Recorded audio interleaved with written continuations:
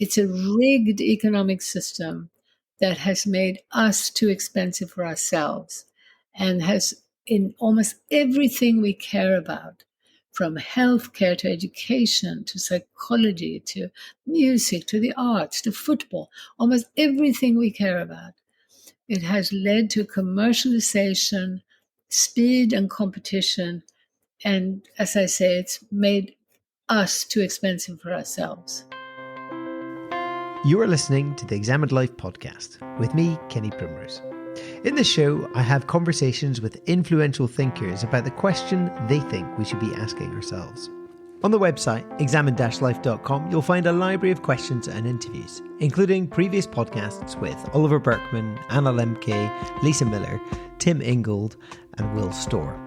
This is the 6th podcast of The Examined Life. If you do enjoy listening to it, then do please rate, review, and share the podcast, and sign up for the newsletter on the website. Everything is amazing and nobody is happy. So said the comedian Louis C.K. in an interview. It is, of course, true that we live with incredible conveniences, that we're afforded luxuries previous generations couldn't have dreamt of. And yet Louis C.K. is right. We seem unhappy. Life in many ways feels like a tremendously hard thing. Many of us struggle to keep pace or to keep the wolf from the door, or indeed our own sanity. Today's conversation explores some of the big reasons behind this malaise and what we could possibly do about it. In today's conversation, I'm delighted to be joined by Helena Norberg-Hodge. Helena is a writer, a linguist, and an award-winning filmmaker.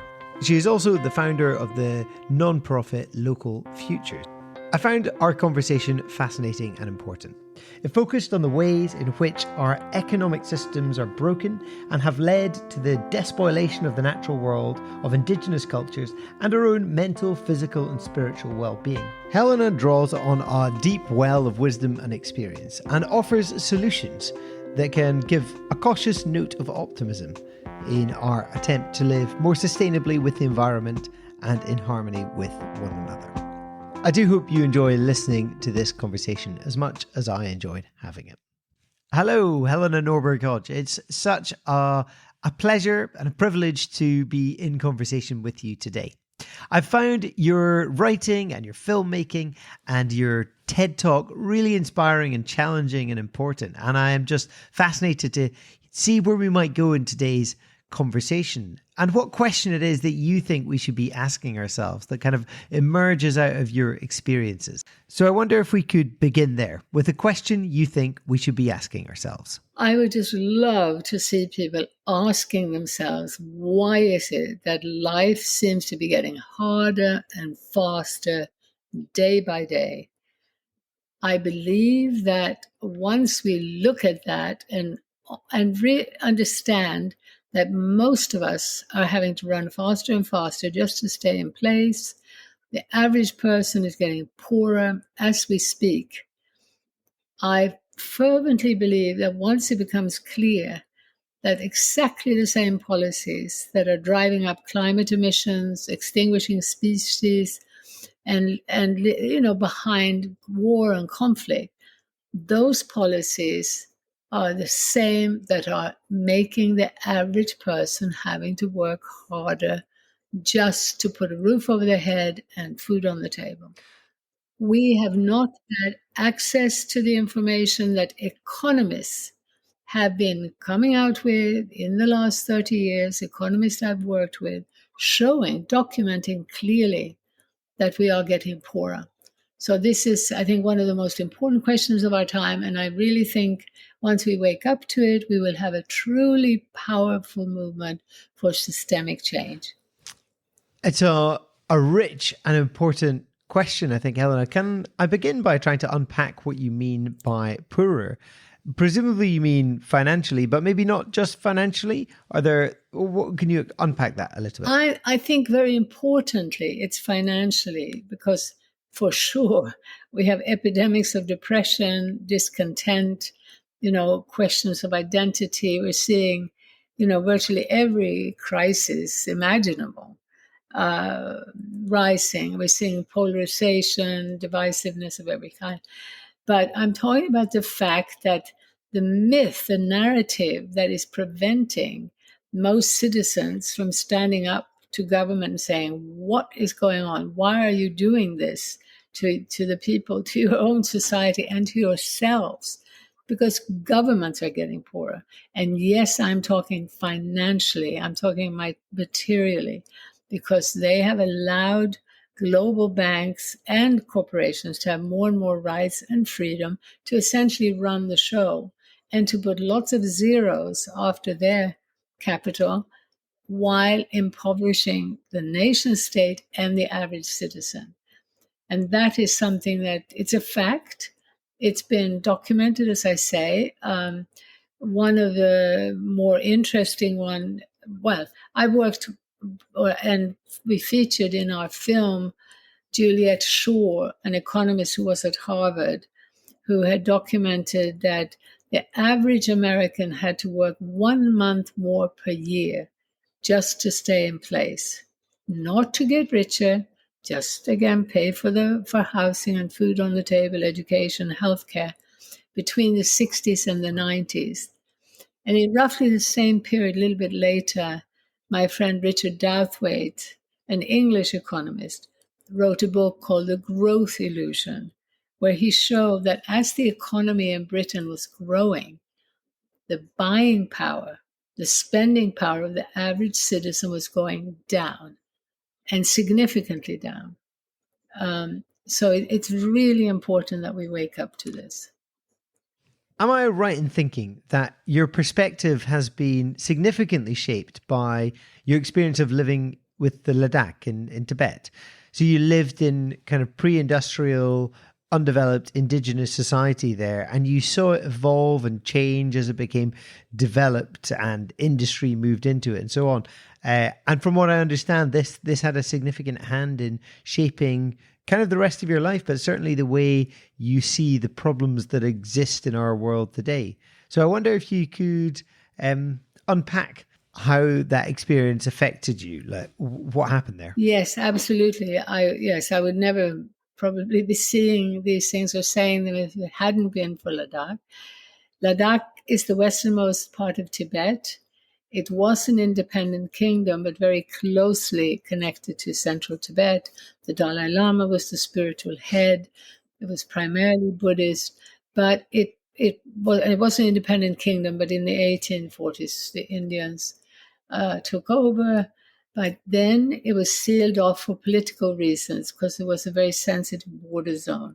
Quite a big area, about the size of Austria, but with only about 100,000 people living in villages that were adapted to maybe one of the harshest environments in the world, people living up at 12,000 feet and essentially in a desert, 4 inches of rain a year.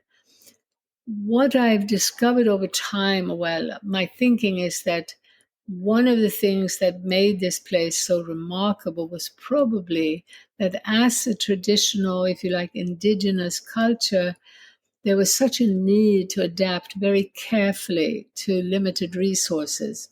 And this was not the case with many traditional cultures. There was plenty of space, there wasn't, weren't so crowded.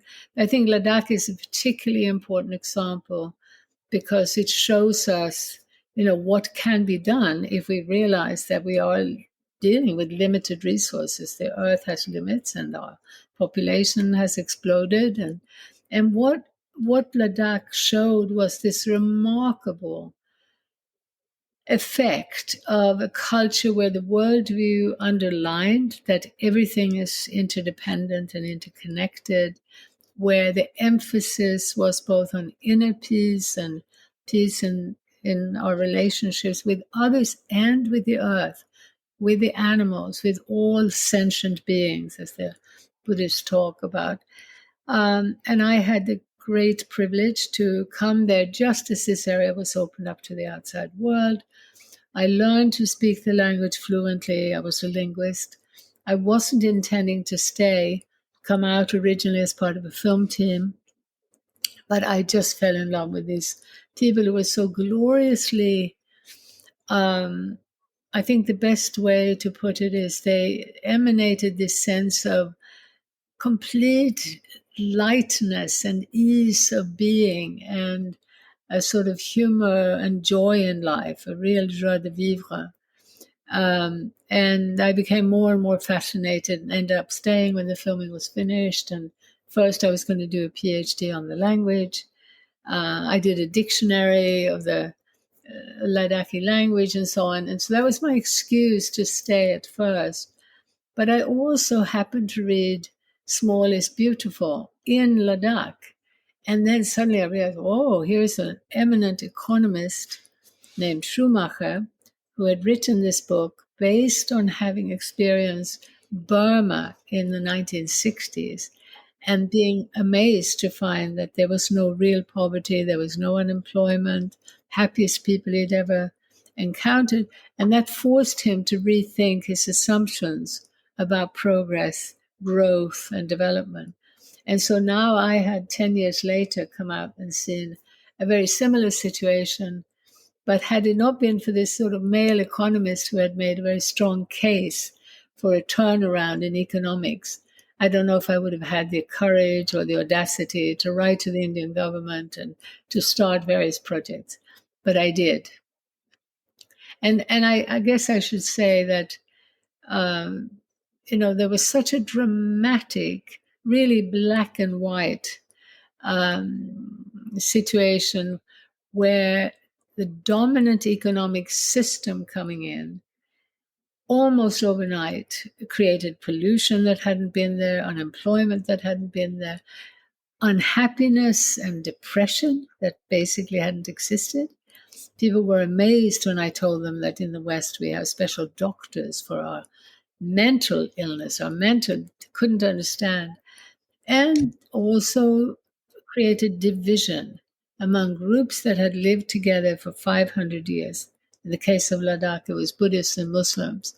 And literally within a decade of this economic system coming in that pushed people away from the land, pushed them away from local knowledge about local resources, suddenly in this growing city, dependent on fossil fuels and now dependent on forces and people that they didn't even know the name of, fighting for jobs, for survival in that city environment. They were no longer interdependent with each other. Instead, the other became an obstacle. And so, almost overnight, I saw how tragic it is that our economic system creates artificial scarcity of jobs. And it does that by creating an artificially low price for energy and resources. It's a rigged economic system that has made us too expensive for ourselves and has, in almost everything we care about, from healthcare to education to psychology to music to the arts to football, almost everything we care about, it has led to commercialization, speed and competition. And as I say, it's made us too expensive for ourselves. It's fascinating and really sad to hear that account. I had an experience that I can relate to in a very minor way. So I was spending a few months during university studies with a group of Aztec descendants in a remote part of Mexico. And the village had just got its first internet cafe, and this was way back in 2003. And I remember having conversations with the youth who were, through like surfing the web or whatever, beginning to feel the pull towards cities and clothing brands and so on. And it seemed like I was witnessing a change in what the good life actually involves and the desires they had, moving from traditional ideas to something that resembles mainstream consumerist culture that we know now. Now, I've not been back. I don't know what it's like, but I imagine that the traditional culture has been eroded since I left there, kind of back in 2003. Yeah, and you see, the really hideous thing that I saw very clearly, speaking the language fluently with the Ladakhis, was that I had never encountered people with a stronger sense of self-esteem. And over the years, as I tried to understand what that came from, I saw that it was absolutely linked to the way that every child was seen, heard, carried by a bigger group of people than the nuclear family. So there was this constant, not there was this constant love and attention that made every child feel that they were fine exactly the way they were. The parents did not have these great ambitions that you have to fight to get on top and be the best. It wasn't necessary. In a sense, everybody was famous, everybody was known, everybody was appreciated for who they were. I actually came to see that there was far greater individualism in a culture where your identity is shaped by probably ultimately interaction with a few hundred people. But the core group was probably more like 30, 40. And it meant that every mother had 10 live-in caretakers for every child. That larger space for family and close interdependence, emotional interdependence, was crucial. Now, suddenly, with this influx, particularly of images of who you should be, what you should be, all of it romanticizing urban consumer culture. And back then it was, 100% white. You needed to be light skinned, blonde, blue eyed, otherwise you were inferior. That's changed a bit, but it hasn't really improved anything because now, even if you do have dark skin or Asian look, you still have to belong to this glamorous urban consumer culture if you want to be somebody. So, this deep psychological warfare that now means that 5-year-old children from Edinburgh to Australia to Ladakh, 5-year-old children dreaming of being famous are wanting to stand on a pedestal competing with 8 billion people. And it's a complete, impossible dream, which actually becomes a nightmare. And I find it, it's a, we could talk about this for hours and I mustn't, go on to belabor it too long. But I think in the Anglo world, it's much harder for people to understand the vital importance of maintaining cultural identity. First of all, community identity. And that's, as I say, it's a smaller group where you feel connected, heard, and loved and seen that allows you to be just who you are and fine. You don't need to be taller. You don't need to have a PhD. You don't need to have a fancy car. You are John or Michael or Mary and fine the way you are. That self-respect, that self-assurance is the bedrock of tolerance for difference. It's the bedrock of kindness and compassion. It really is vital. But in the Anglo world, we're not seeing how, particularly in the last 30 years, with the way that corporations have gained more and more power over governments and imposed global media and essentially, usually American media, we haven't recognized just what that's done to our cultures. I saw it so dramatically in Ladakh that opened my eyes so that when I went back to Sweden, my native country, I realized that the opening up of Sweden to American television and outside media had brought in violence and commercialism, which we hadn't had when I grew up. And there were mothers who could see the impact on their teenagers, particularly their teenage boys. But in today's world, particularly in the Anglo world, this process has been more gradual and we're less conscious of it. But it's a very important discussion. What can we do about that in the modern world with modern media? And I just want to add that I think paradoxically, one of the most important things we can do is use media as we are doing now to try to get deeper discussions going, and particularly to include discussions between the so-called most developed and least developed parts of the world. And I have to say, most of my allies, the sort of network that I've been helping to build up, consists primarily of people who've had the experience of something less urbanized or industrialized, more land-based and community-based ways of living, as well as living in the modern Western world. That absolutely resonates with my own experiences. When one asks this question of why is life getting harder and faster and so on, there are clearly structural things that need change. The systems that we are a part of are broken, as you've mentioned. But we're also talking about, for want of another word, our spiritual outlook, the kind of attention we pay to the world. If I can quote from your book, Local is Our Future, you write, we are relearning what ancient and indigenous cultures knew, that the inner and the outer, the human and the non-human are inextricably linked. We are beginning to see the world within us, of which we ourselves are part. The language here feels spiritual in nature. You talk about the kind of attention we're paying to the world around us. And so I guess I'm wondering, to what extent you think becoming more kind of spiritually aware and awakened is going to be a significant part of addressing the issues we've been discussing, you've been highlighting?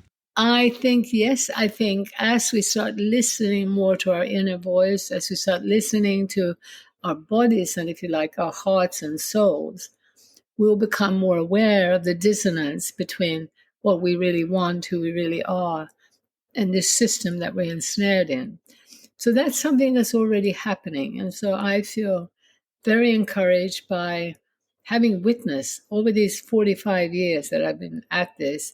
And I've been in so many different cultures, talking to so many different people, and many different language groups. And there's a clear pattern that as people actually experience the urban, industrial, competitive lifestyle, which often means being completely cut off from nature. I mean, literally, windows that don't open, no animals, no plants.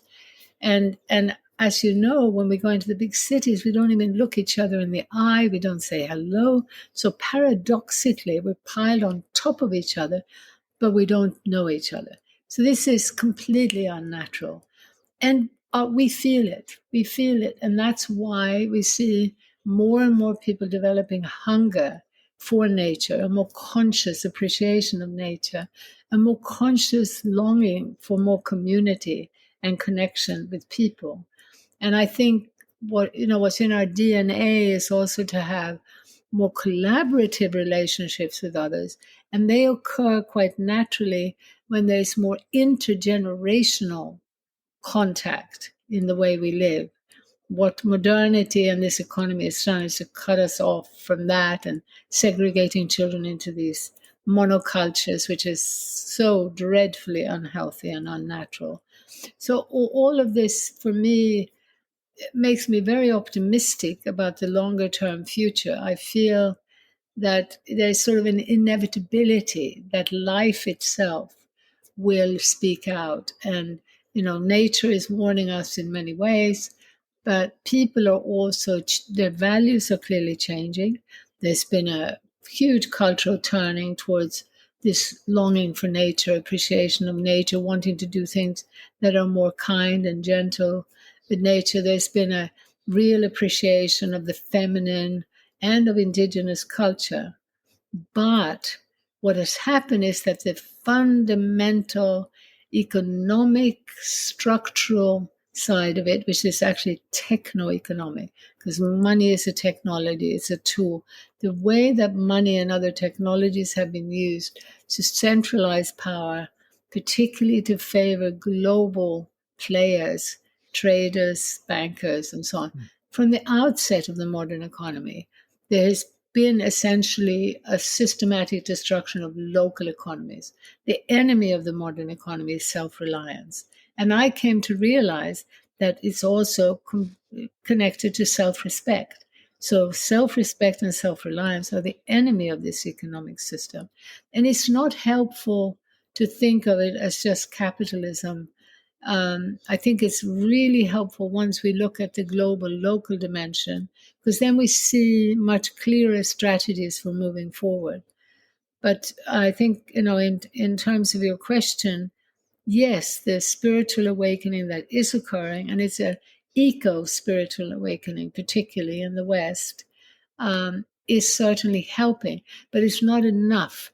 I feel at times I've felt very frustrated at how difficult it's been to persuade my spiritual and ecological and even social activist colleagues, that it would be so helpful if we could focus on an economic change and look at this suprastructure of the economy, along with understanding the deeper psychological and spiritual issues. So we need that broad, bigger picture, I think, to really move forward. So you've got this bigger picture of the macro economy that's structurally really problematic. But correct me if I'm wrong, you also identify a fundamental issue with the disconnection between what we are doing and what we see. So we cannot see the good or, crucially, the harm that we're doing. I think you have a lovely line in your TED Talk that our arms have grown so long that we can no longer see what our hands are doing. And that seems to me to be an important part of being human and flourishing, being able to see the fruits of our labor and not being alienated from them. But also, I put my rubbish in a bin and I forget about it. I don't see the trail of rubbish that I leave behind me. And that seems significant in a moral sense. And you see, what we're, in our promotion of local, we're very much talking about this adaptation to biological diversity, as we're talking about fundamentally more ecological ways of doing things. And honestly, if we move in a truly ecological direction, there is almost no waste. But with all these issues now, we're in this difficult position because global corporations are trying to masquerade as no waste, as circular, as local. There's now a huge move on the corporate side to talk about the need to shift from global to local. But what they're talking about is, yes, coming back and leaving the cheap labor in India or China, but now they're going to be using robots instead. So there's now this very, very important issue of continuing to raise awareness about the importance of the local, because I like that term I came up with, that our arms are so long we can't see what our hands are doing. And it works both ways. It works both in not seeing the damage that we might be doing on the other side of the world. Whatever we're buying in the supermarket, we might have been using slave labor, toxic chemicals, and we weren't actually doing it. And so we don't know what those corporations have put in the food that we're buying. And when we're told things are now ecological, we can't even be sure. What happens when you shorten the distances so that most people have an idea of their impact on other people and on nature, what happens is a wonderful, natural, social, community pressure, but pressure in the right direction. It's a pressure that, because things are so obvious and so visible, you just don't want to be, poisoning your neighbor's food. You don't want to, you don't want to do it for your own.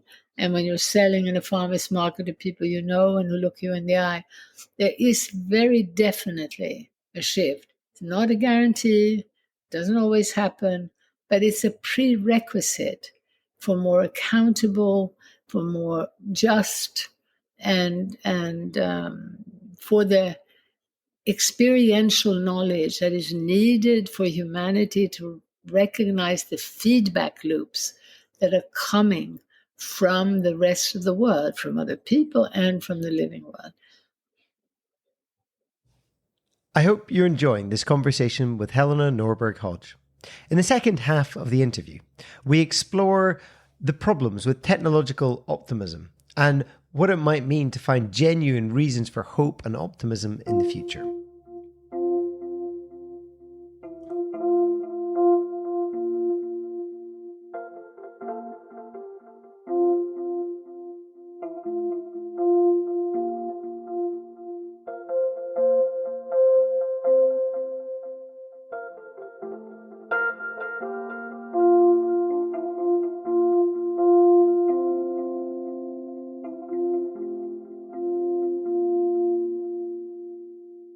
It's a very interesting point. It's quite redolent, I think, of Ian McGilchrist's thesis on the left and right hemispheric attention. That we no longer trust our own experience, but will quite happily trust second or third hand views instead.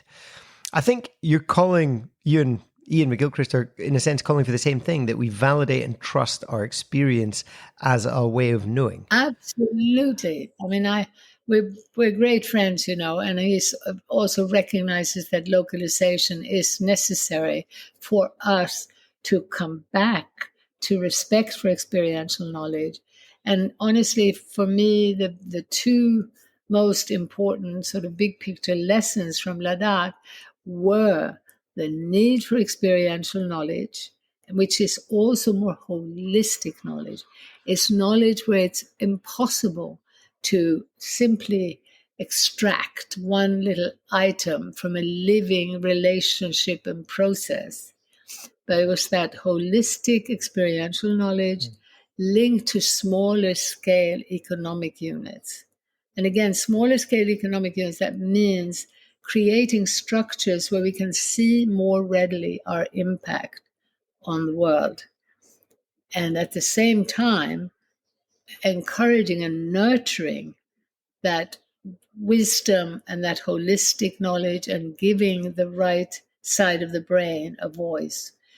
Totally, I mean, Ian's work just so completely fits with everything that I'm saying. And it's remarkable how virtually every aspect of it fits with this transition away from more localized, community-based, nature-based ways of living, where experiential knowledge has such high status that it's not even possible for you to speak about things that you haven't experienced without making it very clear that you have doubts about this. So the language has affixes. So you can't just say, oh, in China, this is what's happening. It's not possible to sit in your armchair, never having been there, and tell someone else what it's like in China. And it's not possible to sit and say, well, so-and-so killed so-and-so, because there would be huge doubt about something that you haven't seen, and it's just mediated information. So it would be skepticism about mediated information and abstract, decontextualized knowledge would be viewed with skepticism. And on the other hand, experiential knowledge was highly respected. And we've now so reversed that it's become, it's been going on for a long time, but it's been building up now to a madness that is very frightening, because we're now being dominated by algorithmic views of the world. Well, so that actually really maps on to Ian's work on brain hemispheres. Absolutely. It's wonderful to hear you're optimistic. I know not everybody is, and sometimes, to be honest, I struggle to be. But maybe optimism is something you learn through seeing where the signs of hope are, and I'd love to come back to that in a minute. But before that, there's this different form of optimism from the one that I think you espouse, that comes from a perspective that progress and technology are ultimately going to help us. They're going to save us. You might call it technological optimism. I imagine you have a response to that kind of perspective. Absolutely. Yeah, no, I'm afraid that I think this is part of what has been steady propaganda for a type of progress which meant that we were in the hands of bigger and bigger corporate structures. And, Yuval Harari with Sapiens and Steven Pinker, these voices get out widely because they suit a trajectory that is essentially about doing exactly the opposite of what we need, removing us further and further from a living context, from places, ecosystems, living communities. We're being pulled as isolated individuals into a little nuclear family, which is a very unnatural structure. So it doesn't work very well. And so in these isolated ways, we become easily manipulated with these decontextualized, abstract, absolute ideas.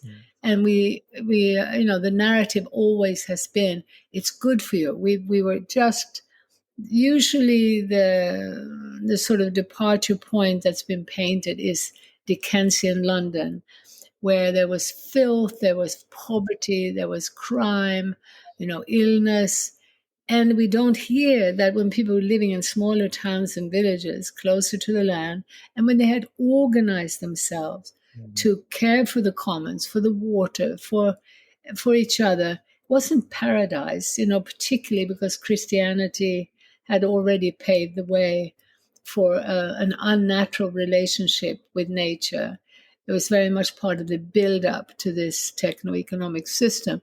So in many ways, I believe you have to go back to the indigenous cultures, and you almost have, which is almost impossible because our history is full of civilizations, and the civilizations were expansionist cultures that expanded beyond their boundaries, conquered others, robbed them, and that's all we get to hear about. So the Dickensian London benchmark, like this is the beginning of time, is so completely misleading. So even in England, even after Christianity, after a lot of brutality, it was still much healthier, much more sustainable, and much more satisfying for most people than this mess that was created with Dickensian London. And I think it's vital that we re-examine the myth of progress that's been imposed on us, which then tells us, oh, look, now we cleaned it up, now there are these little suburbs, and you each have your own house, and you each have your own little nuclear family. Look how much better off you are. We have to deeply question that, partly because those cities have always depended on using more resources per capita than would be necessary to create really thriving, flourishing ways of living for people. If people could be liberated from this mindset and now from regulations and structures that sort of imprison us in a path where if we don't wake up, we'll be going towards 100% urbanization in AI-dominated cities, and we won't even be allowed to have agriculture. It's a very frightening scenario that this sort of last stage of this global economic system is trying to impose on us. So I'm very optimistic in the long term, but very worried about what can happen in the next few decades. And I would really like to see, more people waking up as soon as possible so that the damage isn't as great as it could be. It sounds like this message of progress, I think you might call it this religion of progress, is like the antithesis of what you're saying, that we don't need to live within our limitations. We can cryogenically freeze ourselves and not live within the limitations of death. There are all kinds of ways we can explore this idea of not living within natural confines. And that way lies ruin and ruination of the planet. And I guess if we're asking this question, why is life getting harder and faster? The answers, as you kind of explored, are manifold. They're capitalism, alienation from labor, not being able to see what our hands are doing, etc. But most of us looking at these vast structures are going to feel quite impotent, quite cowed by them. But you say that you see signs of hope and optimism. So I guess my question is, where do I go to find hope? What do you see that brings you that optimism? Well, I think the number one is to turn to a few like-minded people, ideally near where you live. We've forever been trying to encourage people to come together relatively close to home so that you can meet in each other's homes with a few people to spend even, I think, a group coming together over a few weeks and months could find, first of all, such a shift in their emotional well-being by coming together to share the concern. I also want people to ideally sit down in circles and talk openly about their problems. I think particularly since COVID, but even before that, there's just been an escalation of depression. Of now in Australia, they're talking about domestic violence. I mean, it's really, people are so stressed to have so little time. And all the time they're being pressured to appear perfect. It's outside the four walls of the nuclear family. And it leads to a very unhealthy climate inside those four walls. And if people can share and see that others are feeling similarly and that they also have problems, that they also argue, they are not like these people on television who are beautiful and young and wealthy and do interesting things and have perfect children. It just doesn't happen, particularly in today's world. So even just that relief of being able to share at a deeper level some of the personal problems and concerns can be extremely helpful. We're offering a curriculum that says we're offering a way of shifting paradigms, basically, re-examining history, re-examining basic assumptions that will give you almost immediately a sense of relief from the false guilt that you've been pushed into. You've been told now that you are to blame for the poverty on the other side of the world, for climate change, and it's you and your greed. And it's very frightening because with the help of algorithms, this is happening. We're getting divided. And as people are being told, it's your fault because you don't want to let go of your wealth, they're actually getting poorer. And all they're trying to do is to pay their mortgage, pay the rent, put food on the table, give their children an education.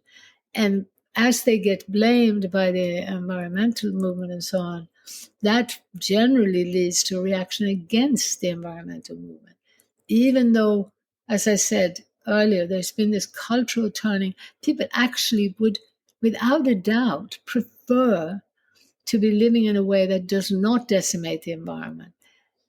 Of course they would. If we had any referendum any time in any country virtually saying, do you want your government to subsidize food that is grown with lots of chemicals and transported across the world?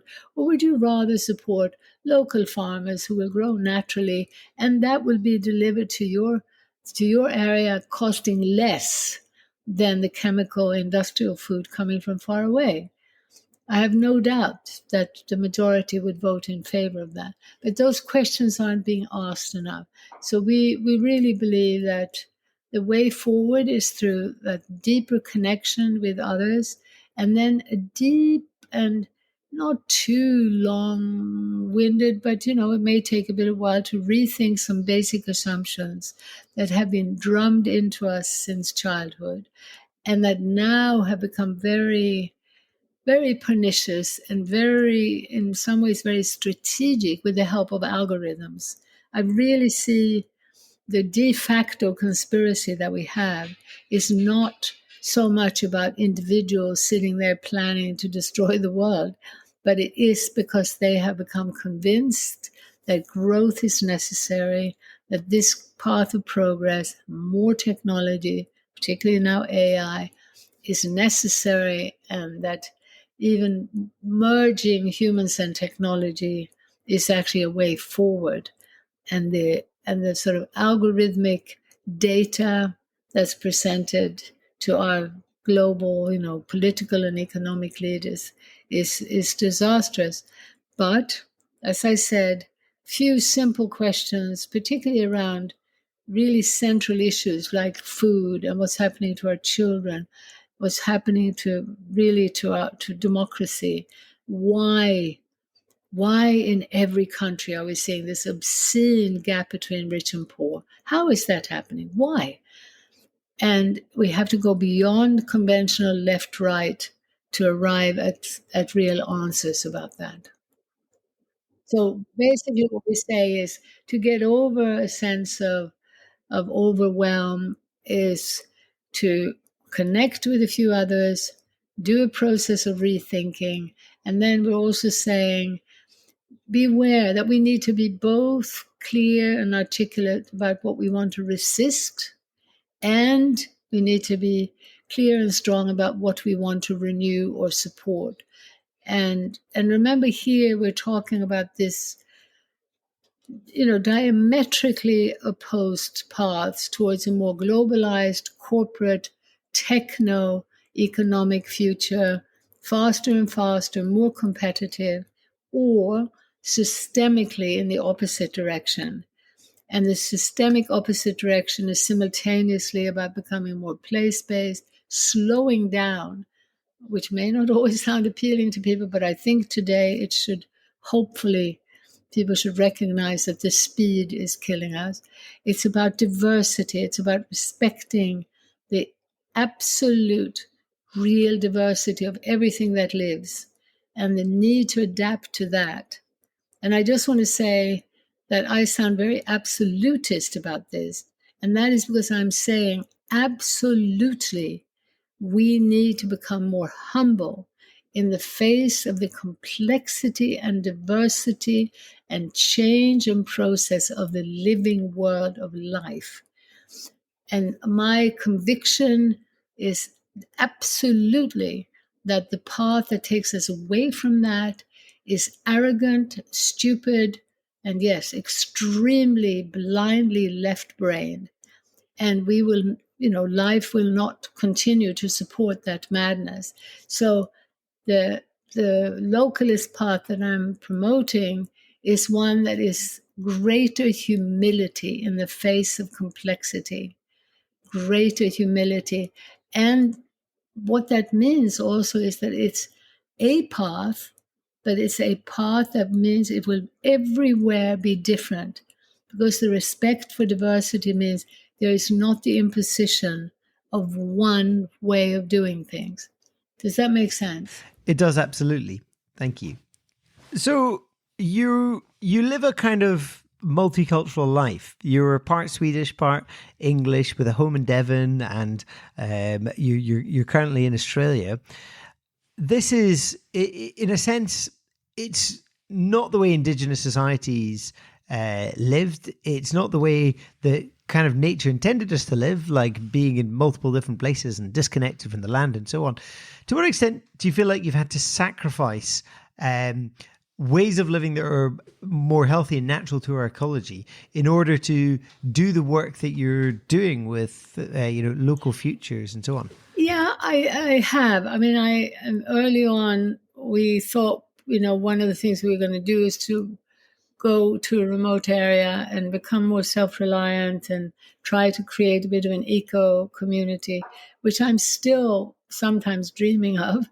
But I realized that knowing what I knew in terms of what was happening in the world, that I felt drawn to share that, because it was so clear that if you withdraw into some ideal eco community, first of all, it's almost impossible to do it because most of the regulations work against it and becomes very, very difficult. But also that in the meanwhile, you couldn't protect yourself from nuclear war, from climate change, from, pesticides, which, by the way, they're now promoting in Africa and Ladakh and places, that drones are going to be so effective in spraying pesticides and so on. So we really have to look out for the impact of this new AI way of doing things, particularly in the non-Western world. We need to get that information across. So very early on, I was certainly announcing that what I thought was the most important was a global education campaign based on much more information between the least developed and the most developed countries.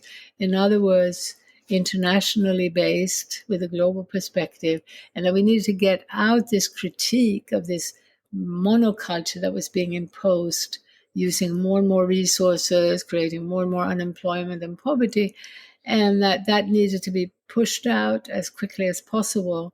So that's really what I'd say is a priority, and that's what I've been doing, basically, and working pretty hard at it and dragging my poor body around, because I almost didn't go to Ladakh because I had traveled quite a lot before I was 30 and I was living in Paris, and it was I had family in Germany as well, in Sweden and England. My father was half English, so I had family and cousins there too. And I, after Ladakh, my travel has been entirely motivated by trying to build up an international movement and trying to get this sort of bigger picture out. Well, Helena, it's been so fascinating to hear you unpack your perspective. I wonder if I could just draw some of the threads of what we've been talking about together.